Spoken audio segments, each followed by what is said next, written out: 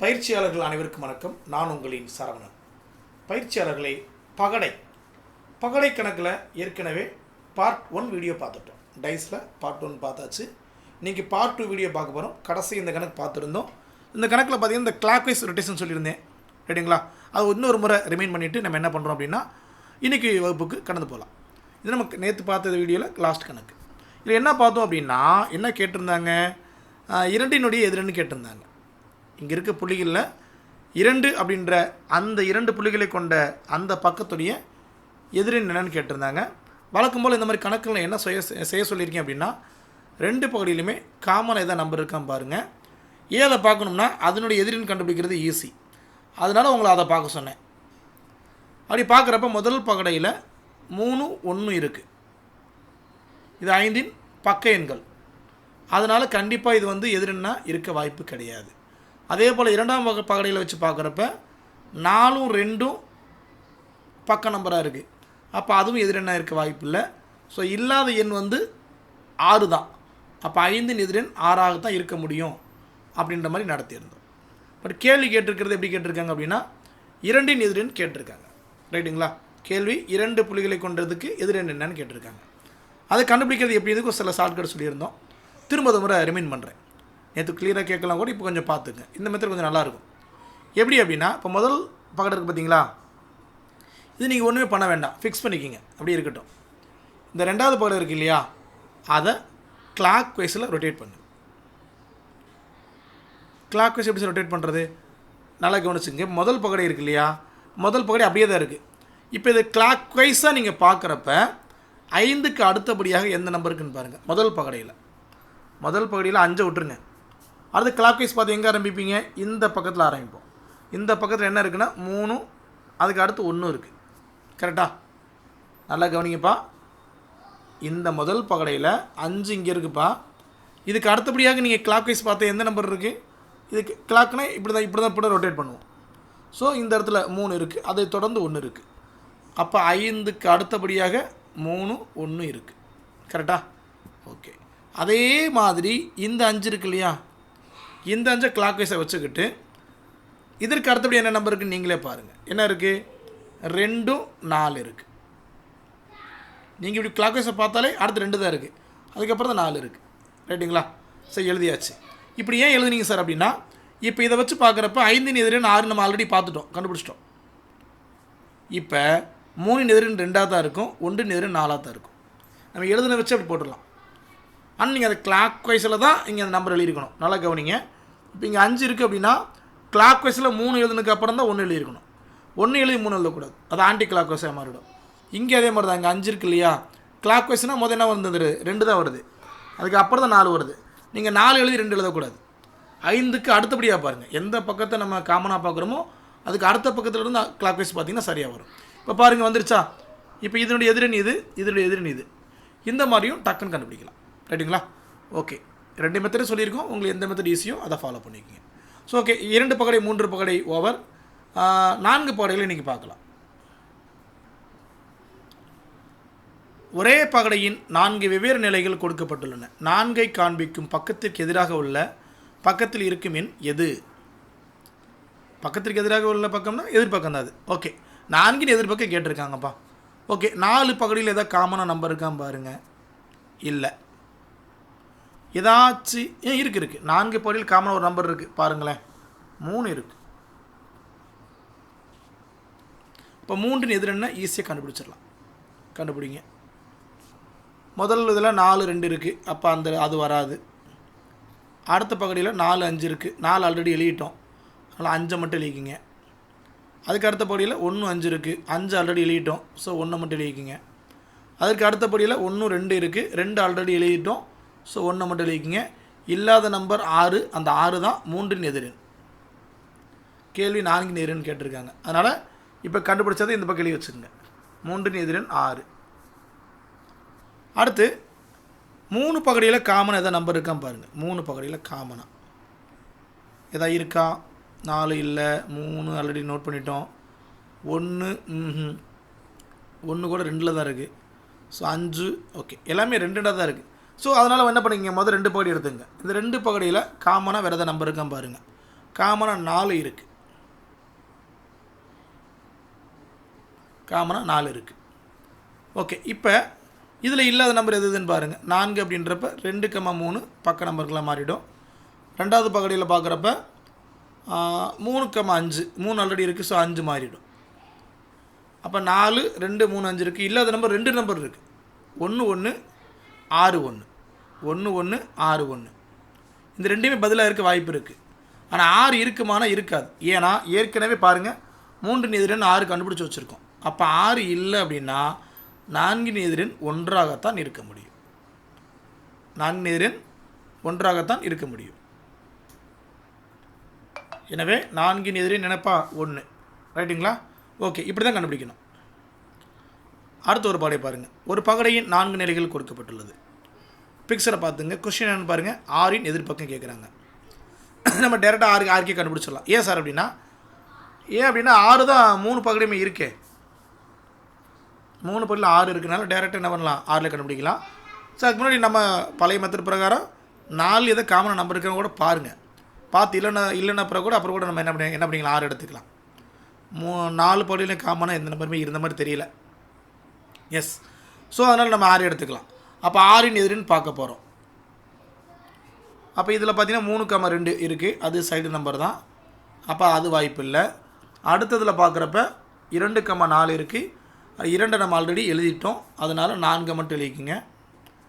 அடுத்ததில் 4,5 இருக்குது. 4 இருக்குன்னு எழுதிட்டோம், ஸோ 5 மட்டும் எழுதிக்குங்க.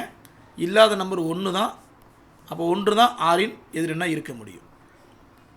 ரைட்டுங்களா? அப்போ 6 எதிர்பக்கத்தில் உள்ள எண் எதுன்னு கேட்டாங்கன்னா 1. ஏ தான் ஆன்சர். அடுத்த கணக்கு. 3 புள்ளிகள் கொண்ட பக்கத்திற்கு எதிர்பக்கம் உள்ள புள்ளிகள் எத்தனை புள்ளிகள்? இது ஸ்டாஃப் செலெக்ஷன் கமிஷனில் 2002 கேட்கப்பட்ட கேள்வி. ஓகே, நான் என்ன சொல்லியிருக்கேன், புள்ளிகளை கொடுத்தா நீங்கள் புள்ளிகளை வச்சு செய்யாதீங்க, அது ஒரு குழப்பத்தை உண்டாக்கும். எல்லாமே அவர் சொல்கிறோம்னா விஷயந்தான், அவர் அனுபவத்தின் ரீதியாக தான் சொல்கிறோம். இல்லை சார் நான் புள்ளியை வச்சு கரெக்டாக பண்ணிடுவேன்னா பண்ணிக்கோங்க, ஒன்றும் பிரச்சனை கிடையாது. தப்பு நடக்கக்கூடாது, நம்பரை மாற்றிடுங்க, அது பெஸ்ட்டு. ஸோ 4 6 3. சார் நான் புள்ளி எண்ணி எழுதுறப்ப தப்பாயிட்டா சார், அது ஒன்றும் செய்ய முடியாது, ஒரு ஐடியா தான் கொடுக்க முடியும். ஸோ 4 5 6 3 2 1. ஓகே, இப்போ பார்த்தீங்க அப்படின்னா கேட்ட கேள்வியில் இருக்கக்கூடிய 3 புள்ளிகளே 3 பகுதியில் காமனாக வந்துடுச்சு. 4 பகுதி காமனாக எந்த நம்பருமே இல்லை. அதனால் என்ன பண்ணிக்கலாம், நம்ம டேரெக்டாக அந்த 3 எடுத்து சால்வ் பண்ணி முடிச்சிடலாம்னு நினைக்கிறேன். ஸோ 3 எதிரின்னு பார்க்க போகிறோம். அப்போ முதல் பகுதியில் பார்த்தா 4 6 side number, 4 6 side number. Okay, அடுத்த பகுதியை பார்க்குறீங்க, 1 4 சைடு நம்பர். 4 ஆல்ரெடி போட்டுட்டோம், ஸோ 1 மட்டும் போட்டுங்க. அடுத்த பகுதியை பார்க்குறோம், அதில் 3 இல்லை. 3 இல்லைன்னா அந்த பகுதி விட்டுருங்க. அடுத்த 4வது பகுதியை பார்க்குறீங்க, 2,1 இருக்குது. 1 ஆல்ரெடி எழுதிட்டோம், ஸோ 2ன்னு போட்டுருங்க. அப்போ இல்லாத நம்பர் 5 தான். எனவே 3 எதிரி என்னவாக தான் இருக்க முடியும், 5ஆக தான் இருக்க முடியும். ஸோ 3 எதிரி 5. ஆப்ஷன் எங்கே இருக்குதுன்னு பாருங்கள், சியில் இருக்குது. சி தான் பதில். ரைட்டுங்களா? பொதுவாக அந்த 4 பகடை கணக்கை நல்லா பார்த்து வச்சுக்கோங்கப்பா, அதான் அடிக்கடி கேட்பாங்க. ஸோ பகடையின் 3 எண்ணை கொண்ட பக்கத்திற்கு எதிர்பக்கம் உள்ள எண்ணியாது. இன்னொரு கணக்கு சேம் அதே தான், ரிப்பீட்டடாக தான் இது கேட்குறாங்க. கேள்வி கேட்டிருக்குது 4லையும் காமனாக இருக்கான்னு பாருங்கள். இல்லை, அது 3 தான் இருக்குது. ஓகே, 4 காமனாக தான் நம்பர் இருக்கான்னு பாருங்கள். எதுவுமே இருந்த மாதிரி தெரியலை. அப்போ கேள்வியில் கேட்டிருக்கக்கூடிய அந்த 3ஐயே முதல் எடுத்து சால்வ் பண்ணிடலாம். 3 எதிரின்னு பார்க்க போகிறோம். அப்போ இதில் சைடில் என்ன இருக்குன்னா 2,6 இருக்குது. இது 3 இல்லை, விட்டுலாம். அடுத்து இங்கே 3ல் 1,6 இருக்குது. 6 இருங்க எழுதியாச்சு, ஸோ 1 போட்டுக்குங்க. அடுத்த பகுதியில் 3 பக்கத்தில் 5,1 இருக்குது. 1 ஏற்கனவே எழுதிட்டோம், அதனால் 5 மட்டும் போட்டுங்க. இல்லாத நம்பர் 4 தான். இப்போ கண்டிப்பாக 3 எதிரி என்னவாக தான் இருக்க முடியும், 4ஆக தான் இருக்க முடியும். அது பி ஆப்ஷனில் இருக்குது. ரைட்டுங்களா? ஓகே, இப்போ நம்ம அடுத்த மெத்தடு போகலாம். அடுத்த மெத்தட் ஒன்றும் இல்லை, அதே 4 பகுதி தான். கேள்வி மட்டும் கொஞ்சம் சுத்தலில் விட்டு கேட்டிருப்பாங்க. இங்கே பாருங்களேன், அப்படி என்ன சார் சுத்தலில் இருக்குது? ஒரு பகடையின் வெவ்வேறு நிலைகள் கொடுக்கப்பட்டுள்ளன.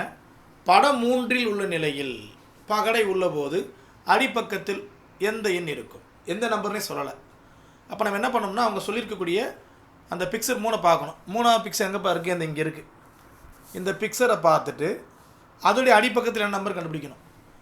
அப்போ என்ன சார் நம்ம க்ளூ அப்படின்னா மேலே என்ன இருக்குது 3 இருக்கா, அப்போ 3னுடைய எதிர்பக்க நம்பர் தான் இந்த பகடையுடைய அடிப்பக்கமாக இருக்கும். அப்போ கேள்வியில் அவங்க கொடுக்கல, நம்ம அண்டர்ஸ்டாண்ட் பண்ணிக்கணும்.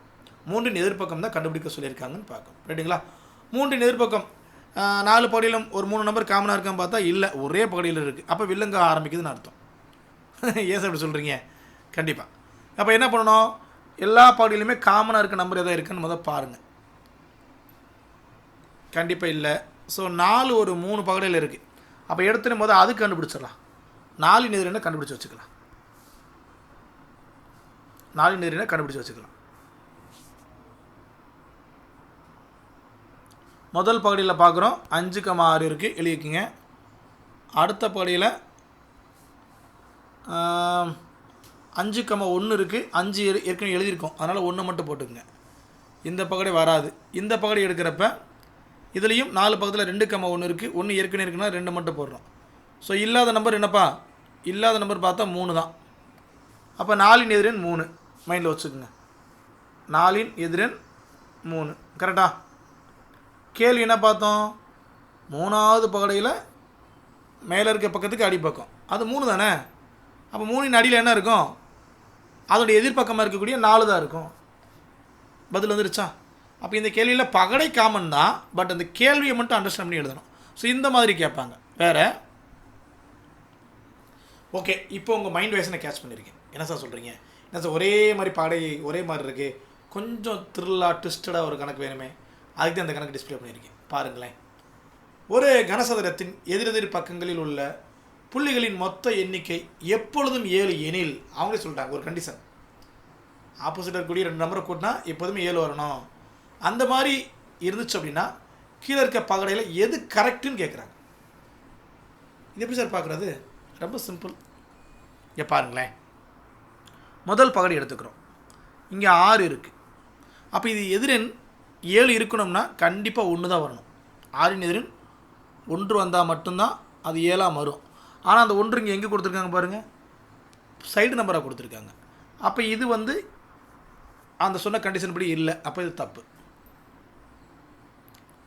அடுத்து இதை பாருங்கள், 2வது பக்கடையை பாருங்கள். முதல்ல ஒரு பக்கம் ஏதோ ஒரு பக்கம் எடுங்க 1.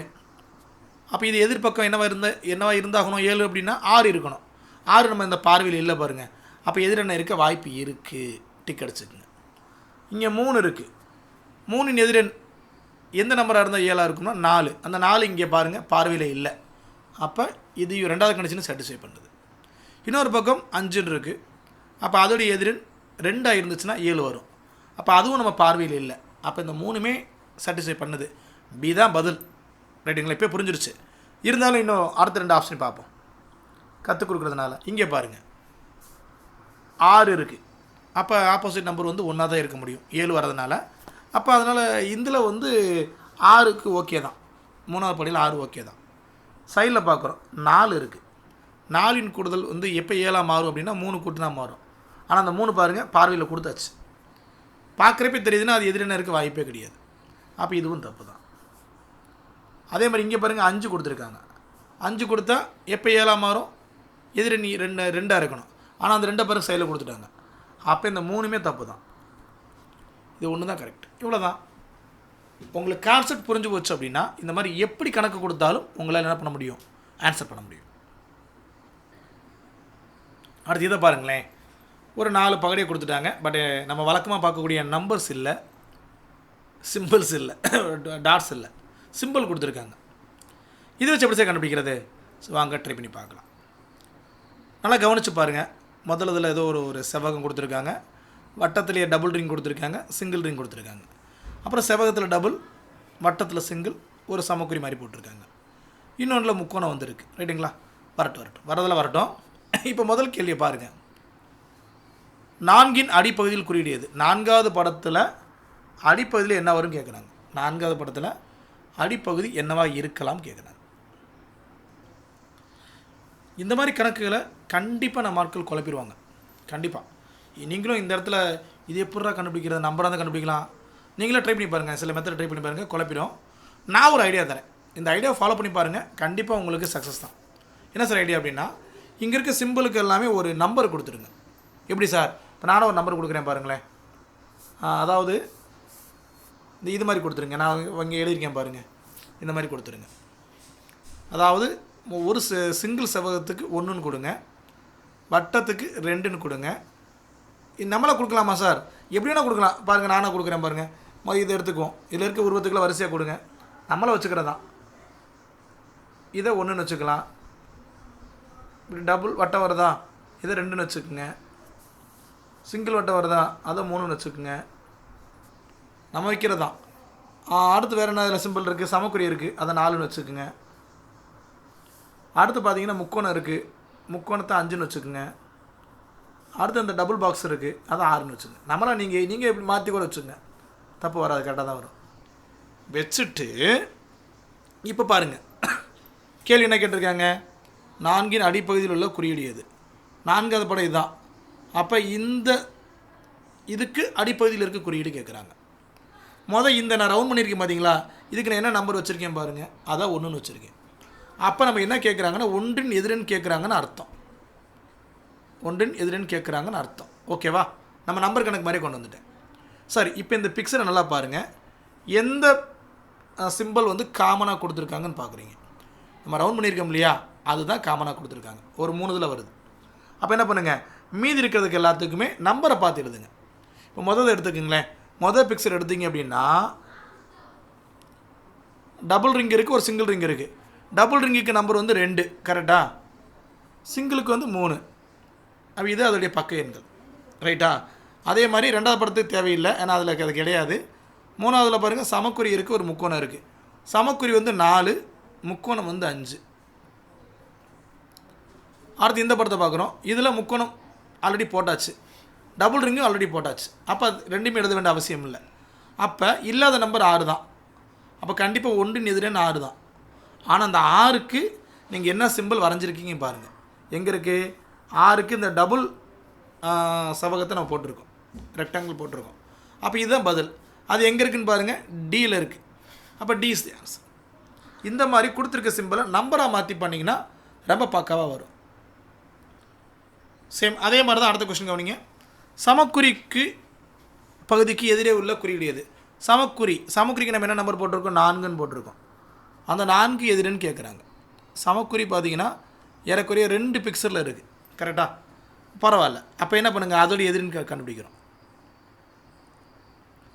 அப்போ அதோடைய பக்க எண்கள் பார்க்குறப்ப எடுத்தனே டபுள் இது வருது, அது 6, கரெக்டாக? சிங்கிள் வட்டம் 3. அடுத்த படத்தில் பார்த்தா முக்கோணம் இருக்குது, முக்கோணம் வந்து 5. அப்புறம் பார்த்திங்க அப்படின்னா சிங்கிள் செவ்வகம் இருக்குது, செவ்வகம் வந்து 1. அப்போ இல்லாத நம்பர் பார்த்தியா 2 தான். அப்போ 4ன் எதிரன் 2 தான். 2க்கு என்ன சிம்பிள் வரைஞ்சிருக்குன்னு நீங்களே பாருங்கள். ரெண்டுமே டபுள் வட்டம் போட்டிருக்கோம். இப்போ டபுள் வட்டம் இருக்கான்னு பாருங்கள், இந்த இருக்குது பாருங்கள், சி இருக்குது. இப்போ சி தான் பதில். புரியுதுங்களா? ஓகே, அவ்வளோதான். அதில் இன்னொரு கணக்கு கேட்டிருக்காங்க 13, அதையும் பார்த்துருங்க.